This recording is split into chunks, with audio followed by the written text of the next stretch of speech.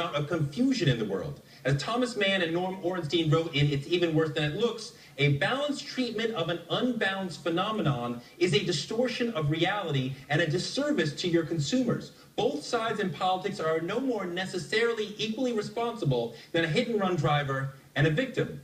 Yet in media, we too often see what James Fallows referred to as, quote, the strong tendency to give equal time and credence to varying sides of a story, even if one of the sides is objectively true and the other is made up. He gives this great example. The governor says the state has no legal power to declare war on Iran. Critics say he's being weak. That's like some of the coverage we've seen in the shutdown, portraying this conflict as partisan gridlock or a failure of leadership or Congress being less than adult or it takes two to tango is nothing less than a failure of journalism. We should not simply present both sides and let the people decide. The new NPR Ethics Handbook says their goal is not to produce stories that create an appearance of balance, but to seek the truth. A report characterized by false balance is a false report.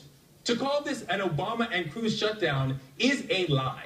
To blame this on Dems and Republicans equally is a lie, or perhaps a misunderstanding of the situation. And if you're going to misrepresent all this, you might as well do it in an interesting way. Why not say, okay, this is Ted Cruz. Here's Johnny. And this is the hostage-taking House Republicans. The following people are to be released from their captors. In Sri Lanka, the 9 members of the Asian Dawn. I read about them in Time magazine.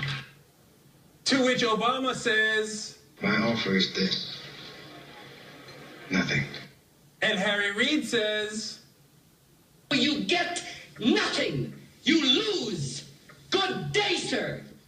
After which the media limps in to say, great story. Compelling and rich. I'm Ron Burgundy? No, the media is not a window. The Fourth Estate plays a critical role in creating an informed public who can respond to what's happening.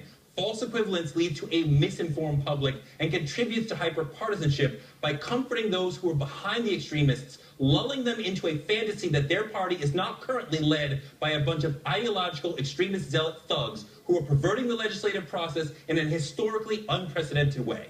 America needs the media now as much as ever to tell them the truth and to report on reality, because Lord knows there's a gang of Republicans who are out there trying to repeal reality. That does it for the cycle. Now for more reality, it's time for Martin.